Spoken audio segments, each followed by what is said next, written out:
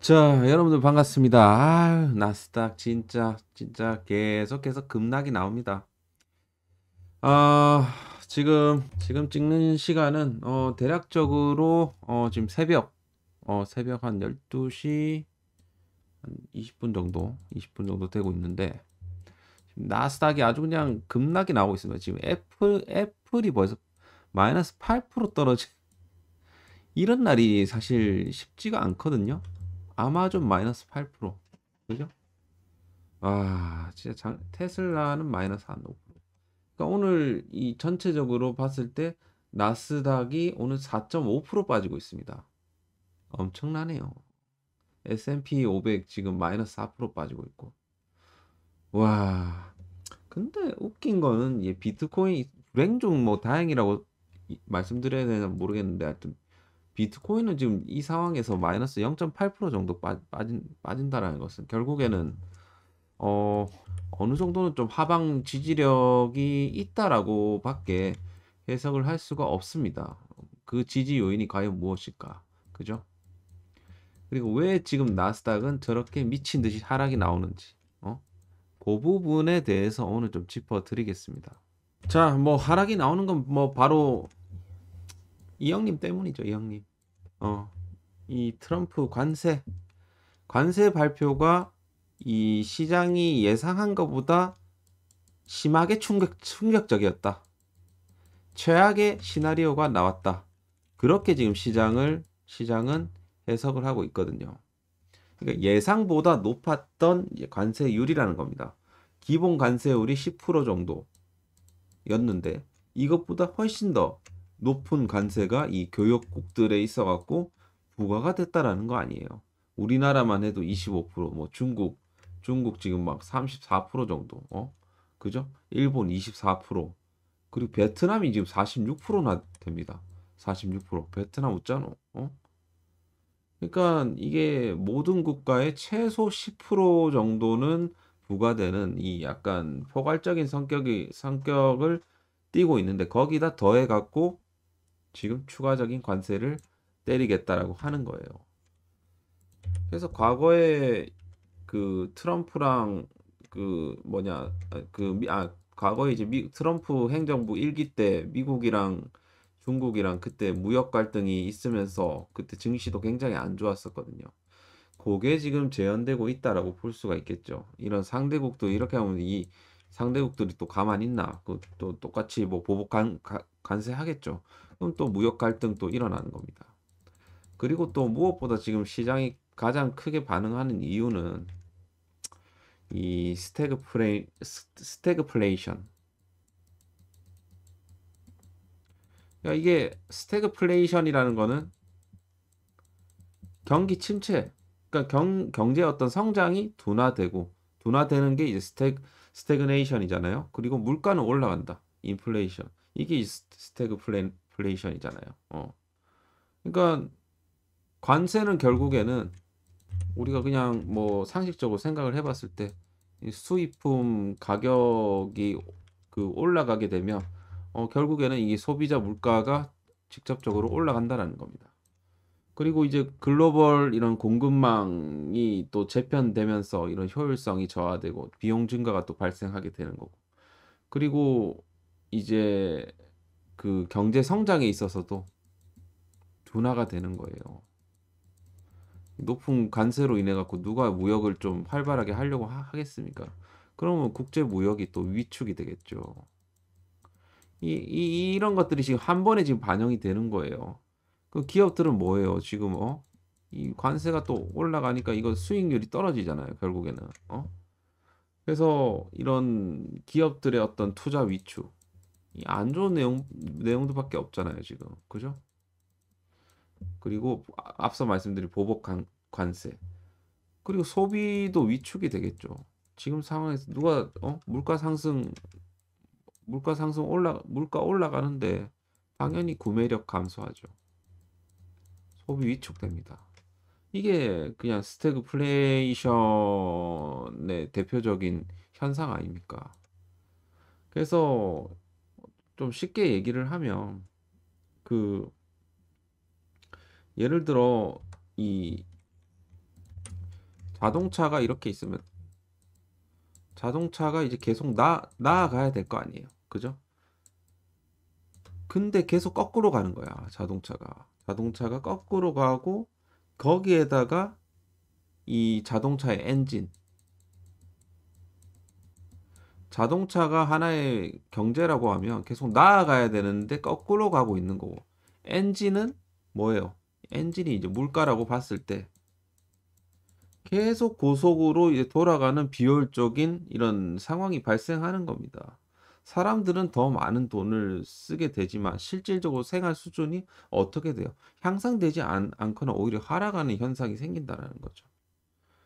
그 우리나라 같은 경우 더 해요. 이제 앞으로 뭐 이런 높은 우리나라 같이 수출 의존도가 높은 국가들은 더 심각한 영향을 받을 수 있는 거예요. 그래서 지금 뭐 반도체라든지 자동차 뭐 기타 이제 전자제품 직접적인 타격이 들어가게 되는 겁니다. 하여튼 이런 것들이 지금 현재 우리 시장에 좀 반영이 되고 있다, 선반영되고 있다라고 좀 이해를 해볼 수가 있겠습니다. 그러면 이런 상황에서 왜 비트코인은 일정 부분 하방 경직성을 보여주냐? 그죠? 드디어 이제 비트코인의 어떤 진가가 드러나는 시점이 되지 않았나라는 생각이 듭니다. 자, 일단 첫 번째로 이런 스태그플레이션 환경에서 이 전통 자산의 어떤 가치가 이 침식될 우려가 커지지 않습니까? 그래서 이 비트코인과 같은 이런 대체 자산에 대한 수요가 증가할 수가 있다라는 거죠. 그리고 관세로 인해서 인플레이션 압력이 높아지게 되면 공급이 어느 정도 정해져 있는 유한한 공급을 가진 비트코인의 어떤 가치 저장 기능이 더욱더 부각이 될 수가 있다. 그죠? 그리고 이런 것들이 지금 비트코인에 있어 갖고 약간 하방 경직성을 주는 요인들이 아닌가. 그리고 최근에 이제 ETF라든지 이런 쪽, 그리고 기업들, 그리고 기관들이 계속해서 비트코인을 매입을 하면서 가격 하방을 또 지지를 해주고 있고, 그죠? 그러니까 ETF를 통해서 주기적으로 기관들이 매수세를 이제 보여주면서 이런 단기적인 가격 하락을 어느 정도 제한을 하는 완충 역할을 하고 있다는 거죠. 그리고 또 이제 이런 무역 갈등이 또 심화되게 되면 결국에는 이제 이 긴장이 고조될수록 국경이나 이런 정부의 개입에서 상대적으로 자유로운 비트코인이 부각이 될 수밖에 없다. 그러니까 결국에는 전통 금융 시장에 대한 이런 우려가 커지면 커질수록 뭐가 부각이 된다? 탈중앙화된 자산의 선호도가 올라갈 수가 있다. 그죠? 자, 그리고 또 하나가 이제 있는데요. 이거는 사실 우리가 비트코인을 지금부터 계속해서 이제 모아야 되는 하나의 또 근거가 되는데, 그거는 제가 이제 나중에 그 온체인 데이터를 보면서 좀 말씀드리도록 하겠습니다. 그리고 지금 현재 장기 투자자들 있잖아요. 홀더들, 장기 홀더들. 이 홀더들이 계속해서 증가세를 현재 보여주고 있어요. 장기간 보유하고 있는 이 투자자들의 비율이 증가하고 있다는 거죠. 그러면서 매도 압력을 어느 정도 방어한다라는 겁니다. 그래서 하방 경직성이 어느 정도 있다. 그래서 트럼프의 어떤 관세 정책과 더불어 갖고 스태그플레이션에 우려나는 이런 부정적인 이 거시 경제 환경에도 불구하고 비트코인은 오히려 이런 불확실성 속에서 이런 대안 자산으로서 부각이 될 수가 있다는 겁니다. 그래서 앞으로 인플레이션에 대한 우려가 더 있을수록 비트코인이 그 대안이 될 가능성이 높다. 그죠? 그렇게 여러분들이 이해를 하시면 되겠습니다. 자, 지금 살짝 이제 나스닥이 낙폭을 좀 줄여주는 흐름을 보여주고 있는데 좀 많이 줄여줬으면 좋겠고, 일단 자, 조금씩 이제 나스닥이 좀 낙폭을 좀 줄여주는 흐름을 좀 보여주고는 있습니다. 일단 전에도 말씀드렸지만 이렇게 저점을 좀 이탈하는 모양새가 나왔는데 일단 여기서 좀 쌍바닥을 좀 줄지 아니면 여기서 좀 추가적인 하락이 더 나올 수는 있겠지만 저는 뭐 충분히 감매도 구간이라고 생각을 합니다. 지금 대략적으로 이제 RSI 지표로 봤을 때 30% 정도면 감매도 구간이 맞죠. 그래서 향후 이런 식으로 이렇게 머리를 만들어주고 이런 식으로 역회된 숄더가 나와줬으면 하는데 일단은 반등이 한번 나와야 되겠죠. 그래서 관세는 일단은 선반영됐습니다. 선반영됐고 거기에 따라서 이 저가 매수에 대한 인식이 또 생기게 되면 다시 한번 또 이제 또 강하게 치고 올라올 수도 있거든요. 그래서 일단은 지금은 좀 관망을 하시면서 좀 회복세가 나올 때까지 좀 기다릴 필요는 있겠다. 그죠? 아, 어쩔 수 없어. 존버예요, 존버. 뭐 지금 시장에서 뭐 어쩔 거예요. 그죠? 지금 비트코인도 역시 오늘 좀 추가적인 하락을 좀 내어주고는 있지만 역시나 좀 하방 경직성을 어느 정도 좀 보여주고 있는 그런 모습입니다. 자, 지지력이 좀 좋아요. 생각보다는. 그리고 최근 들어갔고 여기서 한번 돌파 시도를 했는데 여기서 또 한번 밀렸네요. 여기라는 건 대략적으로 88K 정도. 88K에서 또 차익 물량들이 좀 나오면서 한번 또 밀렸고.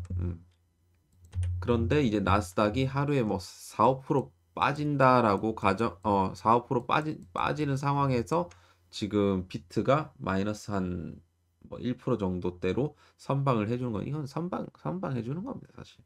그죠? 자, 그리고 이제 여러분들이 이제 보시는 데이터는 이 비트코인에 대한 이 해시레이트라고 하는 건데요. 여러분들 뭐 다 아시는지는 모르겠는데 이 해시레이트가 이 역사적으로 봐도 꾸준하게 지금 해시레이트 값이 지금 이 파란 선이거든요. 파란 선이 이제 꾸준하게 우상향을 그려주고 있습니다. 그죠? 이런 식으로 굴곡은 있지만 계속해서 이렇게 올라가지고 있죠. 그죠? 이거는 이 해시레이트 같은 경우는 이제 비트코인에 대한 뭐 이 핵심적인 좀 보안 지표라고 볼 수가 있는데 이 네트워크 비트코인이라는 이 네트워크에 참여하는 이 채굴자들의 총 이 계산 능력을 나타낸 것을 해시레이트라고 합니다. 이렇게 보시게 되면 지금 해시레이트가 지금 현재 사상 최고치에 근접해 있어요. 근데 비트코인 시세는 어떻게 됐다? 상대적으로 좀 부진하다라는 거죠. 근데 결로 봤을 때는 해시레이트가 상승하게 되면 결국에는 비트코인 가격도 이런 식으로 우상향 커플링을 해준다라는 것을 여러분들이 요 데이터를 통해서 보실 수 있는 겁니다. 그래서 사실 이 해시레이트가 높다라는 것은 이런 비트코인의 어떤 기술적으로 비트코인이 안정적이다라고 이제 볼 수가 있는 거예요. 그래서 해시레이트가 이렇게 증가한다는 것은 결국에는 이 채굴자들이 비트코인의 어떤 장기적인 가치를 믿고 투자를 해왔다라고 이제 볼 수가 있는 겁니다. 채굴자들은 채굴 장비랑 이 전력에 상당한 비용을 투자를 하면서까지 막 채굴을 하지 않습니까? 미래 가치에 대한 이 확신이 있다라는 증거예요. 그리고 많은 채굴자들이 이거를 이 채굴에 참여하게 되면 이런 이제 거래 검증이라든지 이런 블록 생성 이런 것들이 원활하게 이루어지기 때문에 네트워크의 이런 전반적인 기능들이 향상이 되는 효과가 있어요. 어쨌든 이런 높은 해시레이트의 의미는 결국에는 이 채굴자들의 채굴 경쟁이 치열함을 의미를 하는 겁니다. 그리고 이거 같은 경우는 앞으로 이제 비트코인을 채굴을 하기 위해서 더 많은 자원이 투입이 될 가능성이 높다. 이게 비트코인을 채굴한다는 건 아주 어려운 수학 문제를 푸는 거랑 똑같거든요. 갈수록 이제 채굴 난이도가 어려워진다는 겁니다. 그만큼 자원과 그 뭐 자원들을 많이 투입을 해야 된다는 소리고, 그죠? 어쨌든 이 해시레이트의 어떤 지속적인 증가, 이거는 굉장히 좀 긍정적인 부분이라고 볼 수가 있다라는 겁니다. 물론 뭐 이 해시레이트 말고도 여러 가지 우리가 뭐 지표를 통해서 비트코인이 지금 굉장히 저평가되어 있다라는 것을 알아볼 수 있는 그런 온체인 데이터들이 꽤나 있습니다. 예를 들어 뭐 MBRB 비율이라든지 뭐 MBT 비율이라든지 그리고 SOPR 이런 것들을 통해서 좀 종합적인 판단을 해볼 수가 있겠죠. 하여튼 이제 해시레이트의 꾸준한 성장세는 비트코인의 시세 상승을 어, 곧 의미한다라고 이해하시면 된다라는 겁니다. 아시겠죠? 그래서 지금은 어떻게 봤을 때 뭔가 이제 왜곡이 되고 있다는 거죠. 시세에 있어. 그러니까 이렇게 이 비정상적인 왜곡은 그렇게 오래 가지 않는다라는 겁니다. 결국에는 다시 정상으로 돌아온다. 정상으로 돌아온다라는 말은 결국에는 다시 올라가게 될 것이다. 이렇게 우리가 생각을 해볼 수가 있겠죠. 지금 약간 거시적인 경제 상황이 워낙 이제 안 좋다 보니까 지금 시세가 약간 왜곡 현상을 보여주고 있다라는 겁니다. 역사적으로 봐도 여러분들 해시레이트의 지속적인 증가는 결국 가격 상승으로 이어지는 경향이 있었으므로 장기적인 관점에서 현재 어떤 상황을 뭘로 볼 수 있다? 기회로 볼 수 있다는 겁니다. 이번 주에도 알바를 좀 빡세게 해야 될 것 같아요. 진짜 현금을 더 투입을 해야 될 것 같아. 그죠? 진짜 세일러처럼 살아. 뭐 이런 얘기도 있지만 또 좀 더 사야 될 것 같습니다. 아무튼 이제 여러분들 좀 화이팅 하시고 그리고 그 2분기 주도 코인도 여러분들 꼭 한번 잡아보세요. 이것도 사실 비트코인과 마찬가지로 요거거든요. 비트코인과 마찬가지로 굉장히 좀 저평가되어 있는 코인입니다. TV에 계속 올라가요. 펀더멘탈이 좋다 이거예요. 근데 아직 코인은 시세가 제대로 안 나왔다라는 거죠. 이것도 매수 기회라는 겁니다. 아무리 알트코인이라 하더라도 이런 친구들은 이게 저는 제2의 수위라고 보고 있거든요. 제2의 수위. 수위가 또 요즘 고전하고 있는데 수위의 어떤 TBL 데이터도 다시 최근에 좀 전환을 해주고 있거든요. 상승 전환으로 다시 흘러가고 있거든요. 그럼 수위도 좀 우리가 기회로 봐도 되고. 근데 이거 같은 경우는 아직 시세를 제대로 안 줬기 때문에 이거는 여러분들이 꼭 한번 잡아보셨으면 좋겠습니다. 고점을 계속 갱신해주고 있어요. 지금 TBL이 저점 대비하고 1000% 성장했습니다. 펀더멘탈 굉장히 우수한 코인이라고 볼 수가 있겠고 굉장히 좀 이게 빠른 성장성의 배경에는 이유가 있겠죠. 이유가 당연히 있습니다.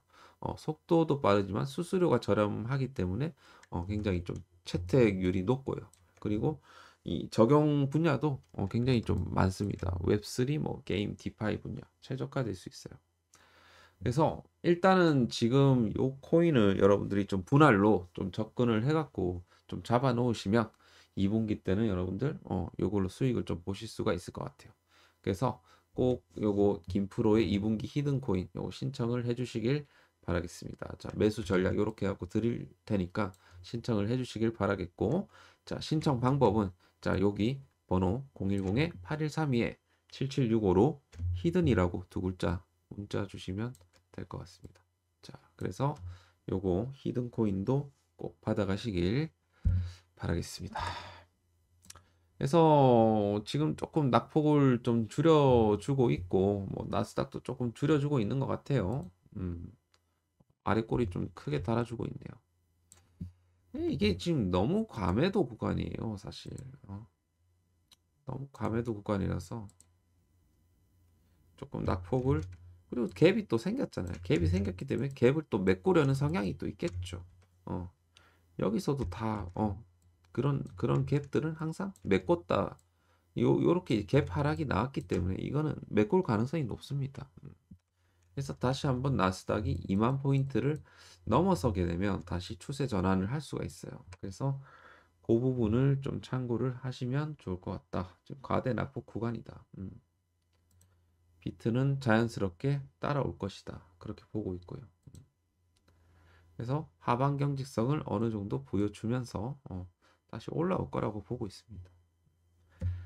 그래서 여러분들 너무 뭐 겁먹지 마시고, 저는 사실 지금 비트코인 비중을 지금 70%까지 늘릴 거예요. 70%까지 늘릴 테니까 여러분들은 어떻게 한번 뭐 해보시던지, 뭐 사시는 마시는 뭐 여러분들 알아서 하시고요. 그리고 이제 텔레그램 같은 경우는 이런 식으로 계속 운영을 하고 있으니까 관심 있는 분들은 꼭 들어오시길 바라겠고요. 그 들어오는 방법은 댓글 댓글 통해서 오시면 될 것 같습니다. 오케이? 자, 지금 우리 시장의 공포 지수를 이제 보게 되면 지금 피어 구간입니다. 피어, 익스트림 피어까지는 아니지만 피어 구간이 있기 때문에 오히려 저는 피어 구간에서는 좀 매수로 대응한다. 특히나 익스트림 피어 구간에서 우리는 또 매수를 할 줄 알아야 된다. 익스트림 피어. 이 구간에서는 우리가 매수할 줄 알아야 된다. 자, 공포에 사서 환희에 파는 거예요. 그래서 여러 가지 데이터로 봤을 때는 여전히 뭐 나쁘지가 않아서, 그리고 뭐 최근에 그 ETF 넷 인플로우 상으로 봐도 최근 들하고 요놈들이 다시 조금씩 유입세를 또 보여주고 있고, 그죠? 이더리움 쪽에 이더리움은 좀 진짜 블랙록이 또 팔았네. 이더리움 쉽지 않아, 그죠? 어쨌든 뭐 비트코인 쪽은 여전히 이제 뭐 수급이 괜찮게 들어와주고 있기 때문에 뭐 나쁘지는 않습니다. 여태까지 이제 들어왔던 게 너무 거대하게 들어왔기 때문에 요런 물량 정도는 뭐 어느 정도 나올 수도 있다라고 생각을 해요. 중간중간에 뭐 ETF 성과도 또 내야 되고 하니까 뭐 차익 물량들 나왔을 수도 있고, 하여튼 그런 부분입니다. 자, 그래서 오늘은 뭐 여기까지 하도록 하겠습니다. 구독, 좋아요 한 번씩 꼭 눌러주시길 바라겠고, 자, 요 영상은 새벽에 올라갈 것 같아요. 자, 수고하셨고 또 다음 시간에 뵙겠습니다. 감사합니다.